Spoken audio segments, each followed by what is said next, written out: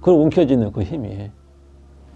여기에서 우리는 이 근원적인 업상에 있어서 그 업의 모습에 있어서 이 취하는 거, 움켜쥐고 취하는 이 모습이 얼마나 강렬한 힘인가를 우리가 느낄 수 있는 거죠. 우리의 번뇌 힘도 그와 같은 거죠. 그러니까 우리가 무의식 중에도 뭔가를 붙들잖아요. 고집멸도의 그 고집의 그 집이 바로 그 의미를 갖고 있거든요. 그러니까 오온이라고 오온, 그래, 온자를 쓰잖아요. 그 온자가 그 의미거든요, 결국은. 온상이다. 다 모아놓은, 그런 그 부류들을 모아놓은 온상이다. 그러니까 그 애들이 한 곳으로 모였다는 거예요. 그것이 모은다, 취하다. 그거다 다 갈려있는 말이죠, 그게. 뭐, 개라는 말도 마찬가지고, 세계, 우주, 개. 그리고 뭐, 글자가 좀 다르지만 또 취자라는 글자가 있거든요. 그것도 다 모은다는 그런 의미가 아니에요. 그만큼 근원적인 업상의 본성의 그 속성을 다 글자 속에다 안배해 놓은 거야. 불경 속에서는. 그만큼 이 자세하고 이 세밀하죠. 불경의 내용이.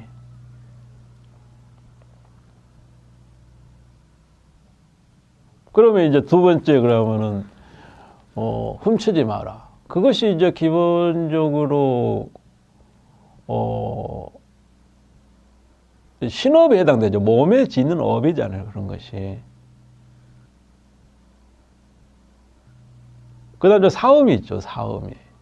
세 번째가 사음이잖아요. 그렇죠. 그리고 이 세 가지가 이제 몸에 짓는 업이라고 그러잖아요. 그럼 사음이라는 것은 그 말 그대로 현실적으로 보면은 뭐 법적으로 금지한 남녀 관계를 하지 마라. 이렇게 정도 해석하는 거잖아요, 보통. 근데 그렇게 해가지고 뭐 의미 해석이 됩니까?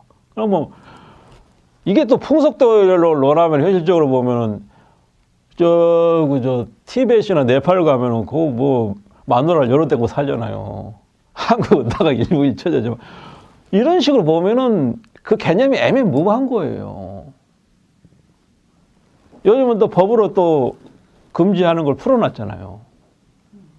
그러면 이런 식으로 이걸 해석해가지고는 해석이 안 된다는 얘기죠. 결국은 사음의 가장 핵심적인 삿대는 것은 바른 것이 반대 말이죠. 그러면 삿대다는 게 뭐냐면은 우리가 이 욕계의 세계에서는 이 남녀가 짝을 이루는 게 당연하고 진실이거든요. 이게 이제 의미예요, 어떻게 보면. 의미라는 건 서로 짝을 찾는다는 얘기거든요. 결론적으로 얘기하면. 응? 그런데 새끼에 가면 달라요, 이게. 새끼에는 짝을 안 찾아요. 왜냐하면 새끼에는 남성, 여성이 없어요. 그렇다고 해서 그러면 남성, 여성이 합해진 뭐 남성, 혼성인가? 그것도 없어요. 새끼에는 기본적으로 남성, 여성, 혼성이 없이 말 그대로 중성이에요. 성이 없어요. 이제 불교가 불교 승가라고 그러죠. 승가의 모습, 절을 살림살이 하는 이런 모습은 엄밀한 의미에서 색계를 그대로 모방한 거예요. 색계 그 세계 규칙이죠. 그걸 그대로 이 욕계에다가 해놓고 그 법을 가지고 갖고 이 안에서는 이 색계를 연습시키는 거죠. 어떻게 보면. 그래서 니네들이 이 불교에서 정하는 계율을 잘 지키면 나중에 새끼에 갈 수 있다. 왜냐하면 익숙하니까 그걸 갈 거 아니에요. 익숙하지 않은데 어떻게 그걸 갈 수가 있습니까? 그래서 청정한 계율이라는 것은 엄밀한 의미에서 이제 새끼에 가장 기본적으로 주장한 게 청정한 계율을 주장하는데 그것은 결국은 욕계의 그 탐진치를 벗어나야 새끼에 들어갈 수 있다는 얘기거든요. 그럼 새끼가 어떤 세계? 아미타경에서 보여준 것처럼 아름다운 세계. 그래서 사음이라는 것은 역시 이 욕계에서만 보면은 이게 해석이 잘 안 되는 거예요. 그러니까 욕계에서만 보면 아이 뭐 음란한 생각을 안 하는 게 사음인가? 그럼 음란한 생각 안 하면 다 되는 건가? 안 되잖아요, 사실은. 근원적으로 짝을 찾는 마음이라는 것은 이제 새끼에 비춰보면 그것이 분명해진다. 왜? 인간의 본성은 기본적으로 중성이다. 이게 본성이다, 본래는. 근데 이제 임시적으로 게임을 위해서는 서로 상대가 필요하잖아요. 그러니까 여기에 와서 남녀노리에 집착을 해버린 것이 결국 사음이 된 것이지, 원래는 그게 중성이었다. 최근에 누가 이제 그런 얘기를 했는데, 호흡에 관한 얘기를 하면서 호와 흡이 있고, 호하고 그 다음 멈췄다가 흡하고 또 멈췄다가 호하잖아요. 기본적으로 호흡법이 그거잖아요. 그런 얘기를 이렇게 쭉 같이 얘기하는데, 얘는 이제 기본적으로 호흡에 기준을 두고 그 멈추는 것을 마치 이제 주객이면 호흡을 주로 놓고 그 숨이 멈추는 그 지하는 순간을 객으로 이렇게 바라보고 얘기를 하는 거야. 그래서 내가 그랬어요. 너는 거꾸로 보고 있다. 호흡은 여기에는 반드시 존재하는 거지만 새끼의 사선천에 가면 존재하지 않는 게 호흡이다. 그럼 어느 게 근본이냐 이거예요. 그렇잖아요. 새끼 사선천, 여기 사선천이 아니라 새끼 사선천이 초선, 2선, 3선, 4선 네 번째 세계죠. 새끼 사선천에 가면 호흡이 존재하지 않는다 그랬거든요. 그러면 호흡이 없는 상태잖아요. 그래 호흡이 없는 상태가 보다 본질적인 얘기가 되는 거죠. 그러니까 수식관에 대한 이 얘기가 매우 중요한 얘기인데, 여기에서 이제 그 숨이 멈춰 있는 이것이 사실 호흡에서는 중심이 되는 거죠, 사실은. 그리고 호와 흡이 일어나는 거거든요. 그걸 그렇게 보면서 호흡을 닦아야지. 그러니까 땅에서 이 욕계에서 남과 자라서 이렇게 새끼 무새끼로 간 것처럼 보이지만 있잖아요. 사실은 본래 이치는 저 위에 뿌리를 두고 밑으로 내려와 있는 거예요. 거꾸로 나무가 서 있는 거예요. 이걸 이렇게 봐야 맞거든요. 근데 우리는 모두 여기서 뿌리를 두고 이렇게 하나씩 욕계, 새끼, 무새끼, 부처의 세계로 올라간 걸 여기잖아요. 근데 이게 저 높은 곳에 뿌리를 두고 밑으로 이렇게 가지가 뻗어서 이렇게 밑으로 내려온 것이 맞다는 거죠. 그게. 그래서 이 사음이라는 이 대목도 우리가 새끼를 생각한다 그러면 당연히 사음을 해야 되겠죠. 그렇죠? 안 해야 되겠죠. 그게 안 해란 것보다도 그 이치가 자명해지고 분명해지잖아요. 단순히 그 십선법을 그냥 착각해 사는 걸로만 개념을 이해한 것하고는 전혀 다른 얘기가 되는 거예요, 지금 이렇게 하면. 그 다음에 이제 여기까지가 신은 몸으로 짓는 업이잖아요, 그렇죠? 뭐 몸으로 짓는 게 무수히 많은데 왜 이렇게 세 가지만 얘기했을까? 결국 이런 얘기도 그 원리를 보라는 것이지, 그 말을 그 하나 가지고 따지지 말라는 얘기가 그 속에 들어있는 거죠. 그 다음에 이제 네 번째가 뭡니까? 거짓말하지 말라죠. 여기서부터 좀 더 심오해져. 이 구업이라는 게 단순히 남한테 거짓말을 한다는 얘기 속에는 뭐가 하냐면 인과법을 깬다는 얘기가 들어있거든요. 그렇잖아요. 요즘 사람들 다 인과법 깨고 있어요. 다 인과법 깨고 있거든요. 불법에서 삿된다고 얘기하는 가장 핵심은 인과법을 부정하는 부류들에 대한 얘기거든요. 질타거든요. 인과법은 가장 우리가 존중해야 될 법칙이다. 왜? 당연한 거니까. 콩 심인데 콩 나고 팥 심인데 팥 나는 건 당연한 이치인데 그렇게 얘기하잖아. 나는 그런 적이 없다. 기억이 안 난다. 그러면 씨도 뿌리지 않는데 뭐 애가 뱉다는 얘기냐, 처녀 생식이냐, 이런 얘기 할 수가 있잖아요. 왜 거짓말하는 말 속에는 이런 게 다 이런 이치가 들어있다는 거죠.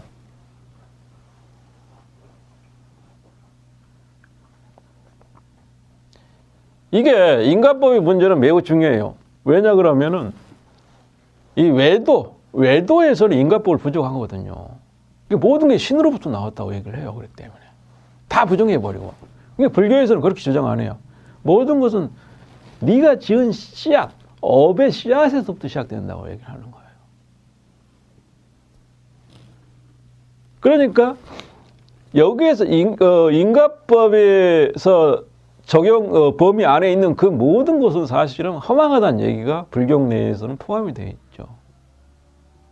그러나 외도에서는 모든 건 신으로부터 말미암았기 때문에 모든 건 다 참이고 네가 죄 지은 거 다 내가 용서해 줄게 그러면 용서가 돼버리는 식인 거예요. 다 인과법을 깨버리는 거죠. 사실은 그 허물과 병폐는 말로 표현할 수도 없어요. 그러니까 일주일 동안 죄 지은 거 하루 만에 다 그걸 해결하고 가잖아요. 거짓말 하지 말라는 거예요.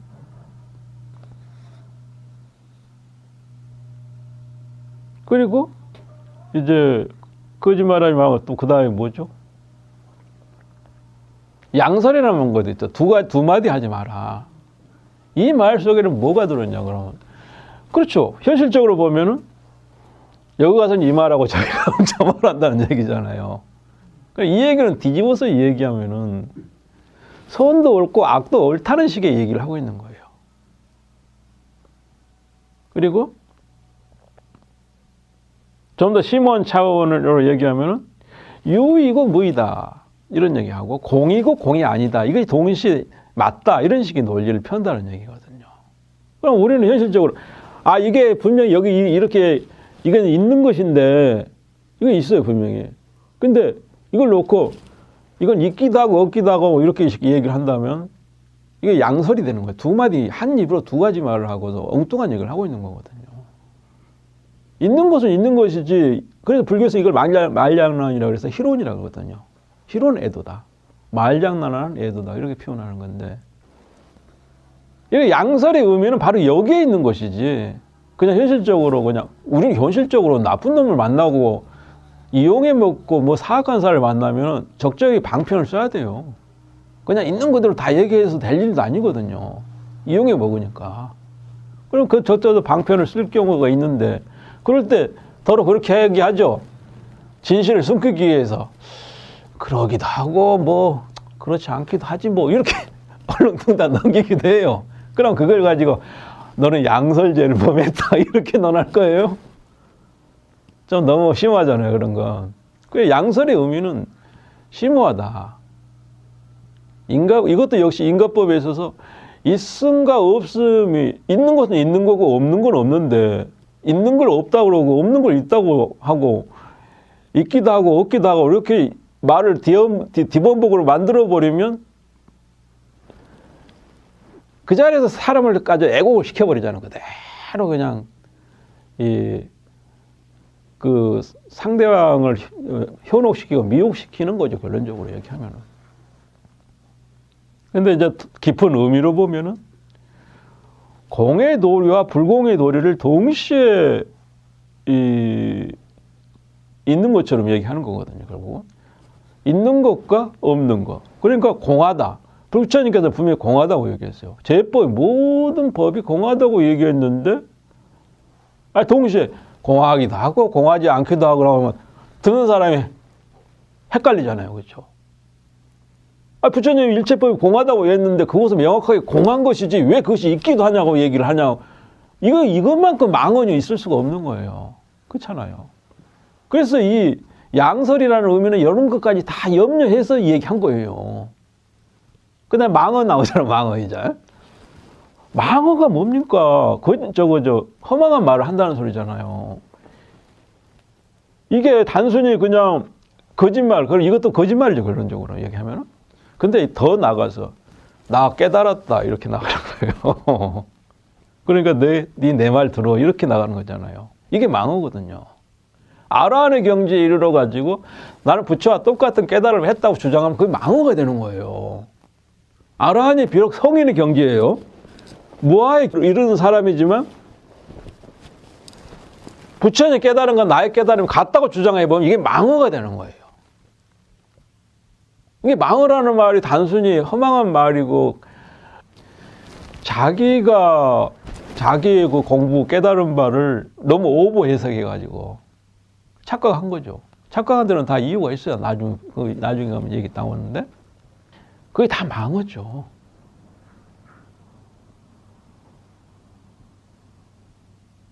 그게 다 구업으로 짓는 거잖아요. 그렇죠?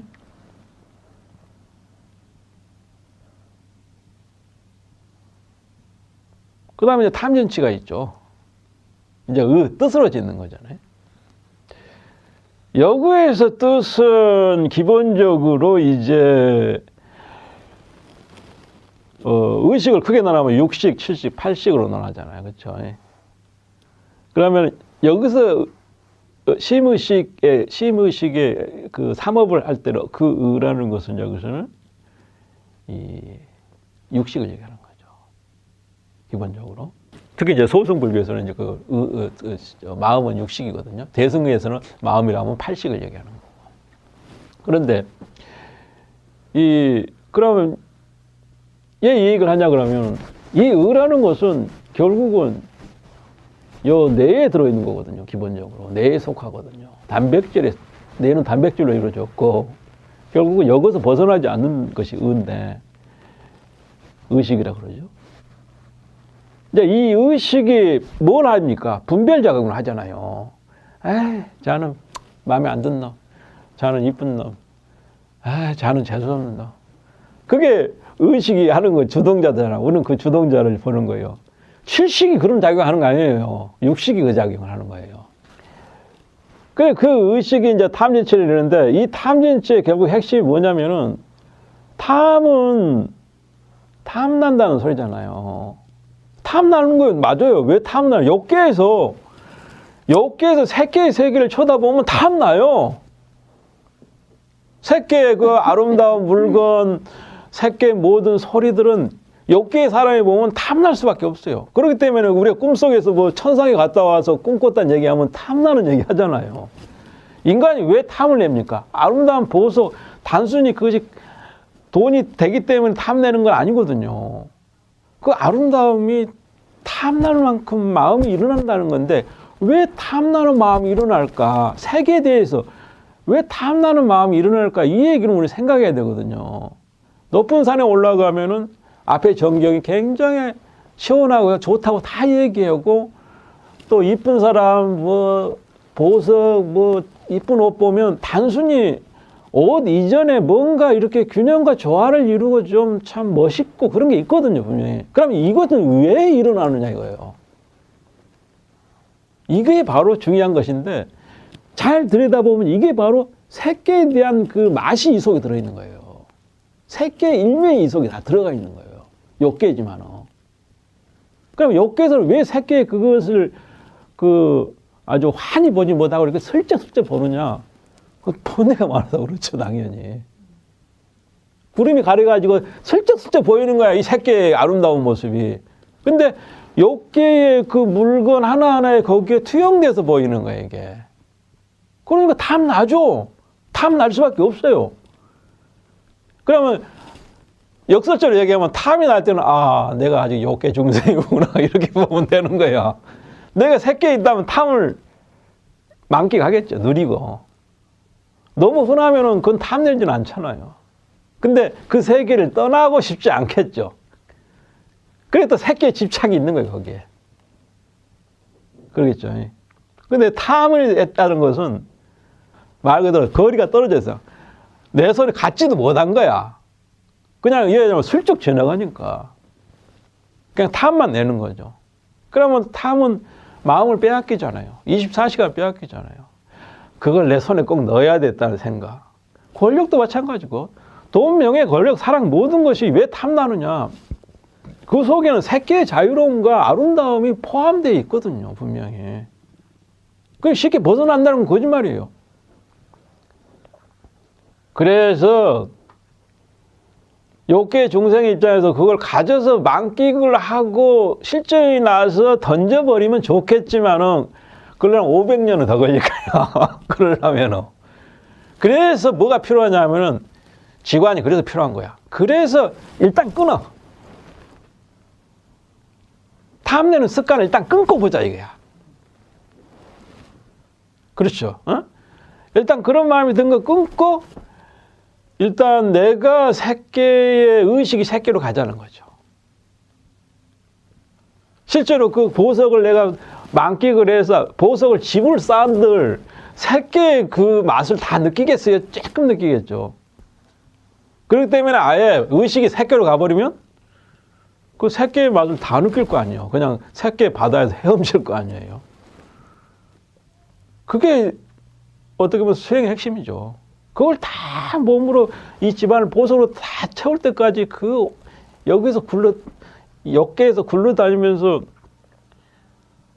어떻게 어느 세월이 그거 하겠어요. 그래서 설사 그렇게 한들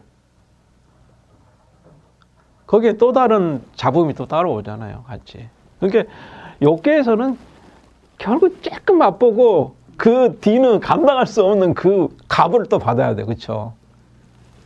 그러니까 이 참선 수행을 통해서 이 색계를 충분히 맛봐버리면 이 도리가 딱 보이거든요. 흔히. 서운이라는 글자가 색계를 의미하는 거예요.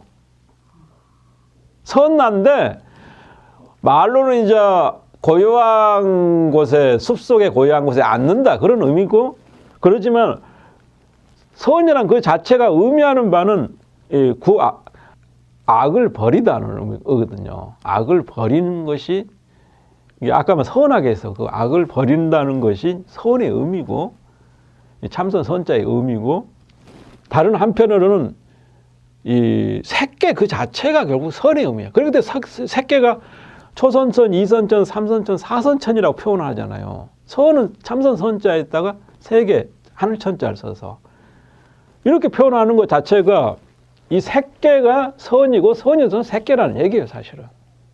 그러니까 욕계 입장에서 봤을 때는 사실 이걸 이해를 못하는 거, 이해를 해도 조금밖에 이해 못하는 건 당연한 거예요. 근데 오늘날 우리가 선이라는 글자를 너무 쉽게 쓰죠, 사실은. 그러다 보니까 언어가 혼용이 돼가지고 뭐 이것 같기도 하고 저것 같기도 하거든요. 바로 그런 문제를 지금 조금이나마 지금 벗겨보자는 얘기예요. 그래, 탐은 그렇다. 그래서 탐의 뿌리라는 것이, 탐나는 건 탐나는 거다. 왜? 색계의 아름다움이 욕계의 번뇌 속에서 바라보면 탐날 수밖에 없는 거다. 삶 속에서 문득문득 보일 때 탐나거든요. 그러면 진이라는 건 탐진, 지금 분노잖아요. 분노도 여러 가지가 있어요. 가장 근원적인 원론적인 얘기는 나의 뜻에 어긋나기 때문에, 상대방이 나의 뜻에 어긋나기 때문에 화를 내는 거거든요. 가장 간단한 예치예요. 그것은 자기를 지키고 상대방을 떨어뜨리는 거죠. 밀어내는 거죠. 더 나아가면은 내 공부가 옳고 네 공부가 틀렸다는 얘기거든요. 이게 성문이에요. 성문은 성문사가라고 표현하잖아요. 성문은 성인의 길이에요. 성인의 길에 있는 자가 어떻게 분노할 수 있느냐? 분노하죠. 뭐에 분노해요? 생사에 분노하죠. 성문이라는 것은, 우리는 성문이라는 걸 이해할 수가 있는데, 금강경에서 나온 성문이 왜 돌을 닦느냐? 이 욕계의 생사가 싫어서 닦는 거거든요. 욕계의 생사가. 그래서 돌을 닦아요. 그렇기 때문에 욕계의 생사의 문제를 갖고 와서 자기를 얼굴 매려고 하면 끊어버리거든요. 사를 끊어버려요. 세상 사를 끊어버리는 거예요. 이게 분노거든요. 이것도 지혜의 의미가 있죠. 지관의 의미에서 지혜의 의미가 있는 거예요. 여기. 이 속에도 지혜의 의미가 같이 들어있나. 지관의 의미는 나중에 따로 얘기를 하고. 그래서 이 분노라는 말은 단순하게 해석할 게 아니고 전체적으로 봐야 된다. 그래서 결국 번뇌를 끊는 것이라고, 성문이 기본적으로 번뇌, 생사의 얼금에는 번뇌를 끊고자 하는 마음인데, 분노가 어떻게 보면은 그런 의미도 있는데, 이것이 심해지면은 이제 이게 심해지거든요. 한쪽으로만 가다 보면 심해져요. 심해지면은 이게 이제 자기 울타리 안에 갇혀요. 지의 한계가 거기에 있거든요. 지라는 것은 뭐냐면은 그친다는 뜻이잖아요. 번뇌망상을 거치기 위해서 쳐낸다 칩시다. 우리 현실적으로 봅시다. 이것도 아니야 쳤어. 저것도 아니야 쳐. 다 쳐냈어. 다 쳐내면 나중에 그 아무것도 없는 세계에 딱 갇혀버리는 거예요. 거기서 못 빠져나오는 거죠. 이게 지가 갖는 한계점이죠. 그런데 그러면 그 마지막에 다 찾은 그 자리가 틀렸냐라고 얘기하면 틀린 것 같지는 않은데 맞는 것 같지는 않다 이렇게 되거든요. 갈등이 되는 거예요 이제 이게. 예? 이게 부처님 말에 비춰보면 부처님도 공을 얘기하니까 틀린 것 같지는 않은데 뭔가 맞지 않고 왜 자꾸 뭐 대승에서는 뭐 성문을 요구하고 외도다 그러고 막 하는 거 보면 이게 뭐 아닌 것 같기도 한다. 왜 이런 일이 생기냐면은 지가 갖는 그 한계점을 몰라서 그러는 거거든요. 그러니까 고요 속에 갇히는 거죠. 청정함 속에 갇히는 거예요, 이게.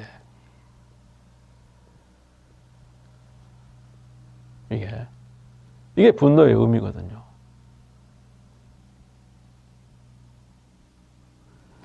그러면 이제 어리석음 하나 남았잖아요. 치는 탐진 치가 나오는데 치를 이제 다른 말로 표현하기도 하는데 결론적으로는 치예요, 그게.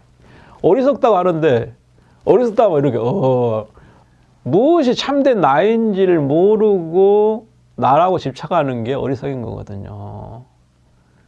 그래서 이제 거기에서 오견을 5가지 견해의 어리석음을 얘기하기도 하는데 개락적으로만 살짝 얘기하자면 뭐 나가 나이다 이렇게 주장하는 거예요. 이렇게 보는 자, 내가 지금 너를 보고 있는데 그렇게 내가 너를 볼 때 그 보는 자가 참된 나다 이렇게 주장을 하거든요.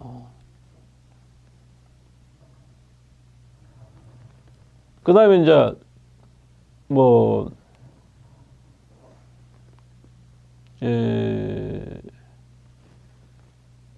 병견, 개금치견, 견치견 이런 것들이 있는데 이제 병견이라고 하는 것은 뭐냐 그러면 나라는 건 존재하기도 하고 존재하지 않기다 이런 견해를 세우는 거예요. 이게 내가 잠잘 때는 존재하지 않다가 내가 눈 뜨고 있을 때는 존재하는다 이런 식의 견해죠. 그리고 또 다른 견해는 자기 견해가 미혹해가지고 마조선사가 평상심이 도이다 하니까 그냥 그걸 그대로 믿고 그걸 깊이 살펴보지 않고 그대로 믿고 나는 평상심이 도이니까 지금 여기서 뭐 수행할 게 뭐가 있느냐. 그래서 수행을 부정을 해버리는 거야. 이게 자연 외도거든요. 자연이 500급이 지나면 저절로 깨달은다는 이런 논리를 가진 것이 자연 외도라고 표현하는데 부처님께서는 번뇌라는 것은 절대로 수행을 하지 않고서는 깨지지 않는다 그랬거든요. 지금 이제 나중에 언제 기회가 되면 10가지 외도에 대한 것이 있어요. 그래서 외도의 견해를 짓지 않으려면 그 10가지 외도에 대한 그 글을 참고해 볼 필요가 있는데 그것이 이제 견치견이죠. 개금치견 같은 이란 뭔 소리냐 그러면 어떤 외도로 그러잖아. 닭피로 뭐 그렇게 하면 깨달을 수 있다. 이런 견해를 갖는 거죠. 이런 오견을 얘기하는데 결국은 나라는 무엇이 참된 나인가 가장 근원적으로 요즘 뭐 흔히 얘기하고 명상의 세계에는 흔히 얘기하기를 관찰자가 참된 나이다고 얘기해요. 불교에서는 그 관찰자는 육식밖에 아니라고 얘기하거든요. 보고 듣고 느끼고 아는 이자가 참된 나이다고 얘기를 하는데 만약 그걸 참된 나라고 알면 그것이 어리석음이라고 불교에서는 얘기하는 거죠. 그러면 칠식을 그러면 나라고 여기면 그건 어리석지 않느냐? 그것도 어리석죠. 8식을 나라고 여기면 그것도 어리석지 않느냐? 그것도 어리석은 거죠. 그게. 에? 그래서 탐진치에서 그 치라는 것은 결국은 나를 잘못 이해하는 것이 다 어리석다고 얘기하는 거예요. 그러면 뭐가 참된 나이냐? 불성이죠. 부처의 성품을 깨달았을 때 그 성품만이 그 나한테도 있고 부처에게도 있으니까 그것만이 참된 성품이고 나머지는 모든 것이 참된 성품이 아니라고 알아야 어리석지 않다고 얘기하는 거죠. 이렇게 해서 십선법, 십악법의 반대 십선법을 얘기했지만 이 속에 안 들어있는 게 없어요. 이게. 그래서 이 도리를 끊임없이 책을 통해서 살펴보면서 결국은 이 탐진치의 반대로 가면은 되겠구나 하면은 벌써 길은 대충 보이거든요.